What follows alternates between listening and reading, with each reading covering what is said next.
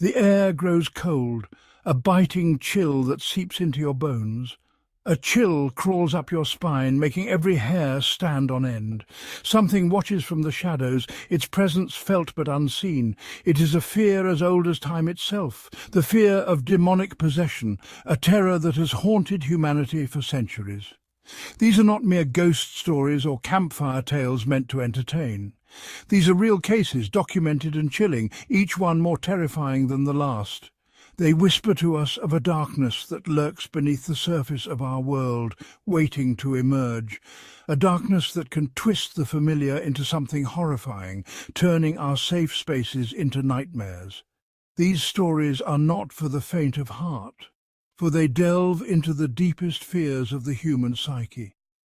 They are filled with guttural voices, contorted bodies, and the stench of sulphur, elements that defy rational explanation.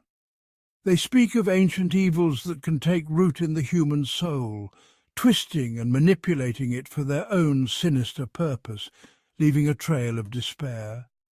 But within these terrifying accounts there is also a strange allure, a pull that draws us in, a desire to understand the inexplicable, to make sense of the senseless, to peer into the abyss and confront the darkness that haunts our collective nightmares, to face our fears head-on. Read on if you dare, for the journey into darkness is not for the faint-hearted. But be warned, you may never look at the shadows the same way again, for they may hold more than just darkness. Anneliese Michel was a devout young woman from Germany. In the 1970s, her life took a horrifying turn. She began experiencing strange and disturbing events. Objects would move mysteriously. She heard whispers. Her personality changed drastically. Anneliese believed she was possessed. She claimed to be tormented by multiple demonic entities. Her behavior became increasingly erratic. She would contort her body, growl, and speak in different voices. Exorcism rituals were performed in an attempt to free her. The recordings of these sessions are chilling. Anneliese's voice transformed into guttural growls and screams. She spoke of damnation and the fires of hell. The exorcisms continued for months. However, Anneliese's condition worsened. She refused food and water, believing the demons would not allow it. She wasted away, eventually succumbing to her torment in 1976. Her case remains one of the most documented and debated cases of demonic possession. Maurice Theriault was a simple farmer living in Massachusetts. In the 1980s, his life descended into a terrifying nightmare.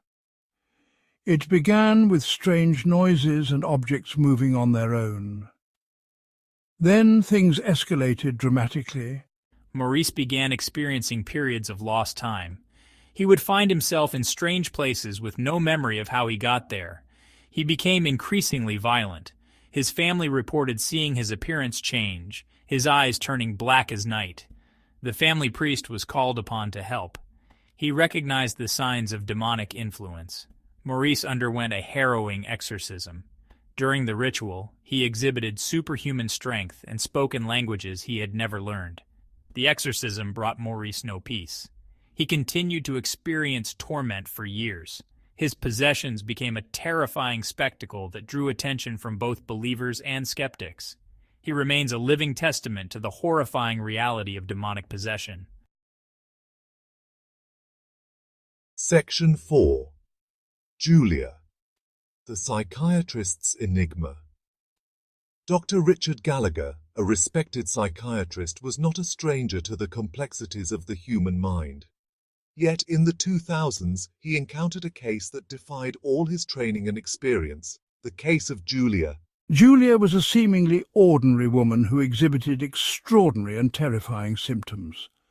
Objects would move in her presence, defying the laws of physics. She knew things she couldn't possibly know. She spoke in voices that weren't her own, often uttering blasphemous and threatening language. Dr. Gallagher, a man of science and reason, was initially skeptical, but the evidence was overwhelming. Julia displayed classic signs of demonic possession, including levitation and preternatural knowledge. He consulted with priests and paranormal investigators. He witnessed phenomena that shook his rational worldview to its core. Julia's case became a chilling reminder that even the most skeptical minds can be confronted with the undeniable reality of the demonic. Section 5. Clara Germana Cell, possessed in South Africa. In the early 1900s, a young woman named Clara Germana Cell lived in a mission school in South Africa. Her story is a haunting reminder of the darkness that can grip a soul. It began with a whisper, a fleeting thought of the demonic. Then it escalated with terrifying speed, turning her once peaceful life into a nightmare. Clara began exhibiting bizarre and disturbing behavior. She could understand and speak languages she had never learned, fluently and without hesitation. She contorted her body in unnatural ways, her screams echoing through the mission halls, sending chills down the spines of those who heard them. Objects moved around her as if controlled by an unseen force, defying the laws of physics and leaving the mission's inhabitants in a state of constant fear and confusion. The priests at the mission recognized the signs of demonic possession. They performed an exorcism, desperately trying to free Clara from the grip of evil. The ritual was a terrifying battle of wills, a clash between the sacred and the profane.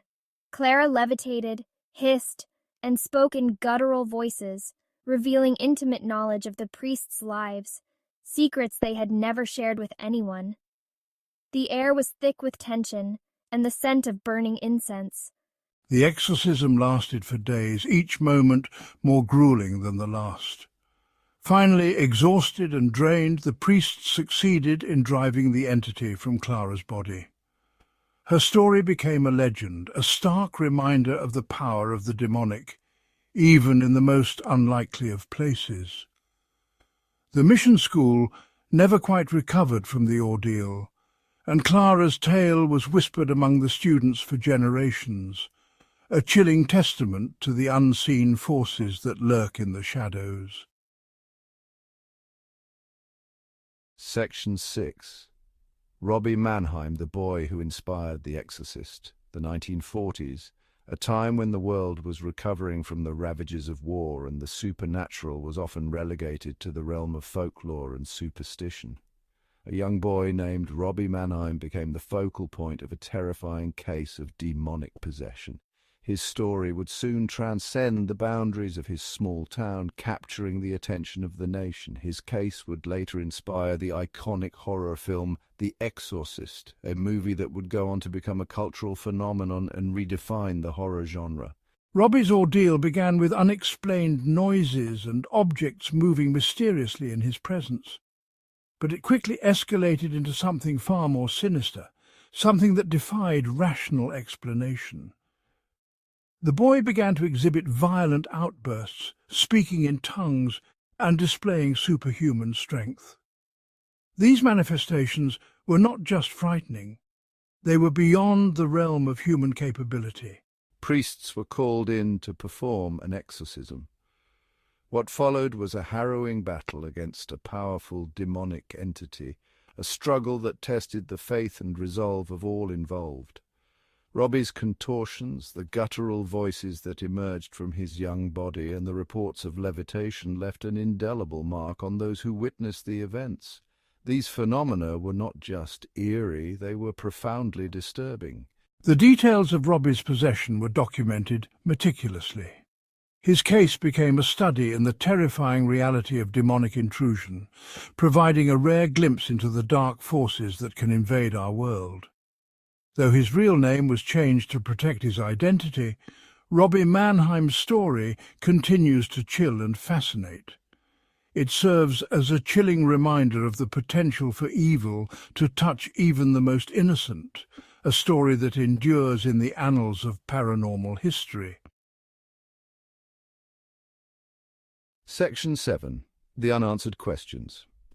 The stories of Annalise Michel, Maurice Theriault, Julia, Clara Germana Celle, and Robbie Mannheim are just a few drops in a vast ocean of unexplained phenomena. They leave us with more questions than answers. What causes a human being to become a vessel for demonic forces? Is it mental illness misinterpreted, or is it something far more ancient and sinister? What does it mean to stare into the face of true evil? These questions haunt us. They linger long after the stories have been told. The cases of demonic possession remind us that there are forces at play in our world that we may never fully understand. The darkness is real. It exists in the shadows, and sometimes it emerges, twisting the ordinary into the horrifying and leaving us forever changed by the encounter.